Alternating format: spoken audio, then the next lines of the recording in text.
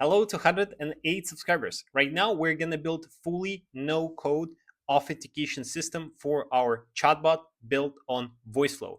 First, I'll show you how it works, and then we'll go to the structure. Basically, this is a prototype. We can say, hi, how are you? We can chat with this thing pretty freely without actually logging in. But when we say, I want to log in, it will ask us if we remember the login and the password. So I will show you both scenarios. For right now, let's say click yes, I remember. It will ask us to provide the login and the password inside the form. Basically, the backend of this chatbot is built on Airtable. You can use basically any CRM with APIs. So let's say this one, and this is the password. Let's click submit. Okay, so now we are logged in, and we can say maybe who is my salesperson. And now it's Jimmy, and as you can see, this is Jimmy. Basically, it will save all the information about this specific account, and we can chat with it to retrieve all the data. So let's reload the conversation and go to the scenario where we do not remember our login or a password. Login. So now let's click yes. Sorry, no. Now it asks us if we remember our login. If we click no, it will send us to a complete new scenario, but let's click yes, I know the login. Sure, now let's choose another account, maybe this one. And instead of putting both login and password, we just provide the email. Now it will try to verify our identity through the phone number. Obviously, you can use anything that you have for this account to verify the user. So this is the phone number. So if we copy it, and so as you can see, this is the password, and this is the password here. Obviously, this is just for the sake of this example. You may ask the user to set up the new password and then update the record on Airtable. I think you got the idea. Let's see how it works in the backend. Basically, this is a Voiceflow scenario. By the way, if you want to get this template with the Make templates as well as the Airtable template, go into the description. First link is free. I don't charge anything. Subscribe to my newsletter and you'll get it. You'll get the link to all of the resources that I have for all of the templates and assistance that I built on this channel. It's free again. Okay, so this is the first workflow. I would say, the actual flow that loops us inside the same messages. It says greeting the user, then respond to the user query. We then wait for the user response, capturing the last utterance, then update the memory. If you watched any of my previous tutorials, you know that we always use the custom memory. Basically, this is a custom function built on Voiceflow that allows us to save all the last utterances from the users as well as all the last responses of the bots. Basically, the whole conversation, we save it in one custom memory variable. Again, if you get, just copy and paste my template so you'll have it. Okay. But now when we ask that we want to log in, it sends us to another basically flow, to another intent. This is called, again, intents. You can go here, and we have two types of intent classification, LLM and NLU. So for the LLM, I've tested multiple ones. So I was playing around 4.0 and Sonnet. What I found is Sonnet works better. Not sure why, but again, if it doesn't work as you expect, so you can, just go and change the model here and play around. But basically, it should work. Again, just copy my my workflow. Basically, when we say that we want to log in, it sends us here. And sorry, it's lagging. Okay, let's reload. The canvas is lagging for some reason.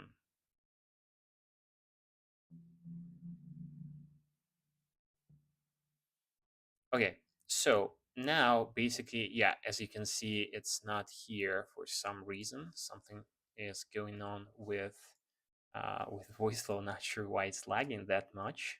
I can't even, yeah. Okay, anyways, so it asks us if we remember the login. Then there are two buttons. Yes, I do remember. No, I don't. So let's go into the yes, I remember. Then this is the like hardest part, I think, and the most interesting part. When we click yes, remember, if you remember, it asks us, it says that awesome, please use them below. And then we are rendering the form. So if we go here somewhere, anyways, so this is the form, and this time it was that time it was asking us for the login and the password. Okay. Voiceflow doesn't have the form function or a render option as a module built in, so you would need to use a custom action. I have a video on my channel that I published, I think, 2 days ago that goes over the functions and how to use them. But first, you need to understand that it's not going to work on the test version. So if you're going to test it here, it's not going to work. So how you actually add it, if you go to dev, there's custom function. But the problem is that if you copy it and paste it here, it's not going to work. After this function, you have the JavaScript. Again, you will have it on the template that you download from my resources. But in order for it to work, you need to do one more thing. If you see here, this is the chatbot which is embedded on my website. This is actually Quimple Agency. This is just the test page on my website. My website is built on Framer. So as you can see, I have a separate some reason testing to page. And here I have an embed block. In this block, I have this code. And this is the most important step. Basically, inside this code, it it does a few things, but it allows you to render these forms. Again, go watch my video.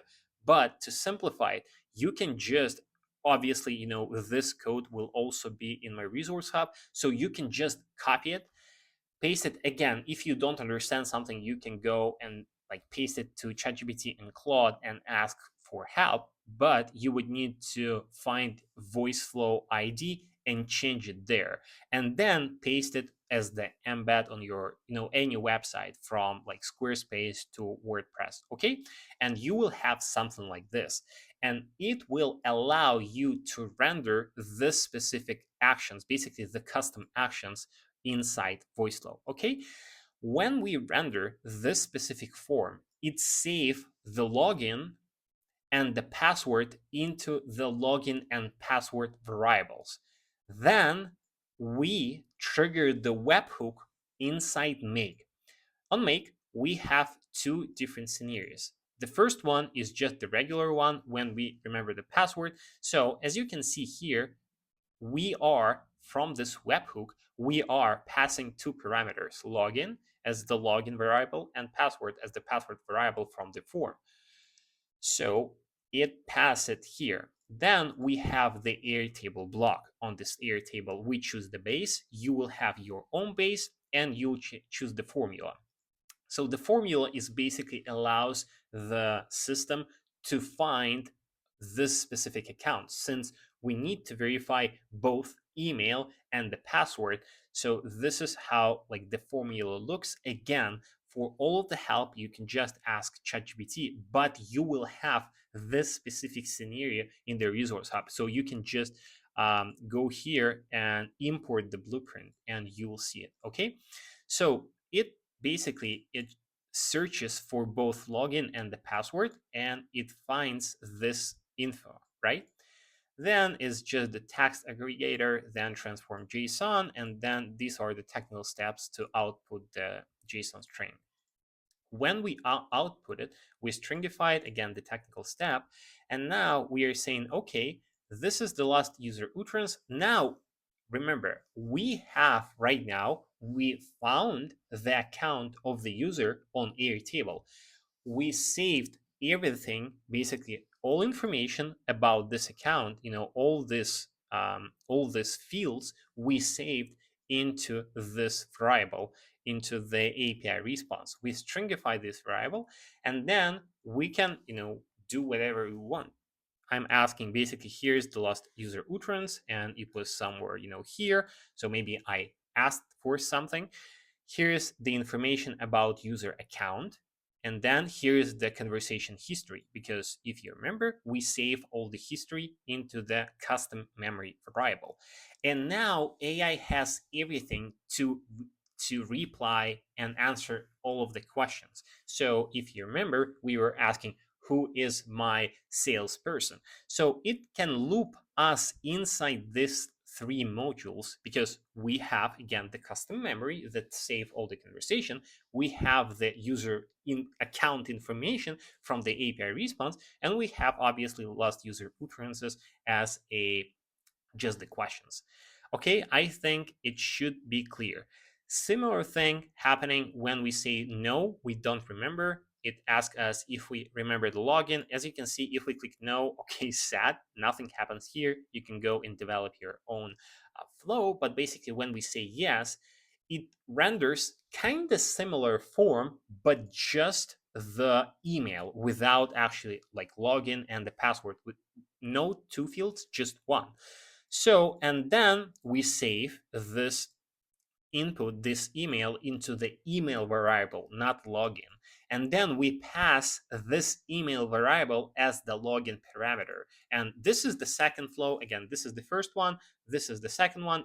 They basically look identical. The only difference, if you go here, for the formula, since we don't have the password, it's just looking for the email. In the email one column, this is the email one column, and it's looking for this specific login as the variable that we got from, not sure why it's showing this. Anyways, yeah, I think you got the idea, right? Okay, so, and then we can ask the same kind of questions. We have the last utterance, we have the API response, and we have everything here. Yeah, so these are primarily technical steps, but I think you got the idea.